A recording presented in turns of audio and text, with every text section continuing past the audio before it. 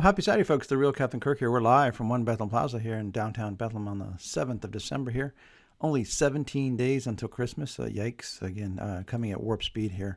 We're going to be remote here for a couple weeks again, but if you want to see some of our blogs, again, probably won't have a video here for the next couple weeks, but again, our blog page, weathertrends360.com/the quickcast page here gives you your hourly forecast, your 14-day forecast, some cool maps. Again, of course, our blog will be on here. No video, probably the next couple weeks, but again, the blog is available on our quickcast page here, so you can watch that. And then left, there's some cool animated maps here. You can animate up to about, I think, 46 different maps from radar, satellite, 14-day forecast of rain, snow, humidity, UV index, fire risk, all kinds of neat metrics. Again, so you can customize those two maps on your dashboard page, and then our videos that we've done here in the past and some corporate videos. So again, check that out again while we're gone here for the next couple weeks.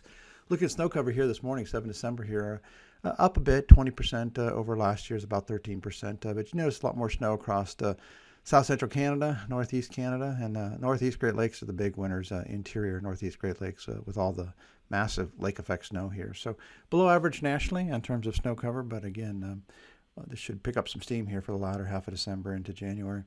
Look at season-to-date snowfall here. There are some big winners here for sure. The Northeast has the most snow in 5 years, 104% more versus last year, 20th most in 39 years. So around average, again, when you average the entire Northeast region as a whole, obviously the Great Lakes have been the big winners. Even the Southeast, though, Tennessee, North Carolina, most snow in 10 years, 8th most in 39 for their area. And the other big winner would probably be the South Rocky Mountains, Central Rocky Mountains, most in 5 years, about 30% more than last year. Look at Mount Washington, Hampshire, 90 inches versus 28 last year.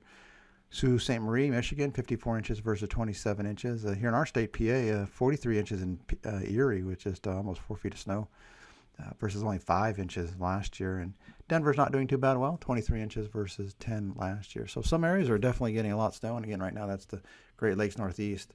Look at this chart here is the weekly snowfall trends year over year. So the bar shows where it's snowier, and yellow bars are less snow than last year. So kind of, again, a snowier trend, even though it's not well above average. Again, it is at least snowier than last year. So this is the big winner here, the week ending 12 December here. Looking at flu trends, again, continue to be the slowest start in 3 years. Remember the epic peak we had at Thanksgiving in 2022, and the whole country was pretty much in widespread flu outbreak. Again, it was the coldest in 10 years in the Southeast. That tends to get the flu season off to a fast start, where it typically starts in the Southeast.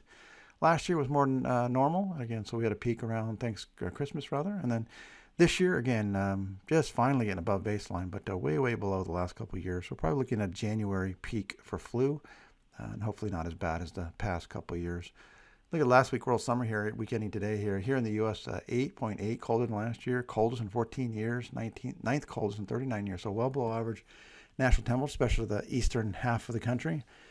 While drier, 74% drier, dries in 24 years, third dries in 39 years. Doesn't mean less snow. Snowfall was actually up 155%, most in 5 years, and near average.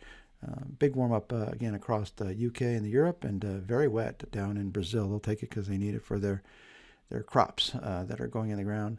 Look at the polar vortex here again. It got a little more symmetrical here, and then toward the end you see a wobble, kind of like a tornado that can pivot and rotate. That's what this thing does. Only goes up about 50,000 feet in the atmosphere. But toward the end of this cycle here, toward the 22nd, we do see a elongating and weakening and falling apart, and bringing maybe a chunk into North America here. So right now, models are hinting at the last week of December into middle January being cold, probably an influence of this polar vortex wobble. So we'll see. That'd probably be the next big chance, would be the 22nd through the probably 15th of January for colder weather. Looking at the holiday shopping season here, again, how our big retail supply side clients like to look at the weather year on year. So this shows, again, it's really from Black Friday through the end of December here. So the maps show, again, that core holiday shopping season trends versus last year. So much, much colder in the upper Midwest, colder across the Midwest Great Lakes, interior Northeast, and then colder all across the northern 2/3 of the country. Drier along the East Coast, and again, drier in the Central Plains, but again, pockets of much wetter weather. So this is overall a very favorable trend for seasonal merchandise sales and store traffic. So again, a much better season for sure than the record hot dry we had last year. Look at this week, a week ending 8 through 14 December here. A warm up a little bit, but still 1.9 colder than last year. Coldest in 5 years, 18th warmest, so slightly above average here. But again, map inset left there is, again, trends versus last year is still much colder in the upper Midwest plain states.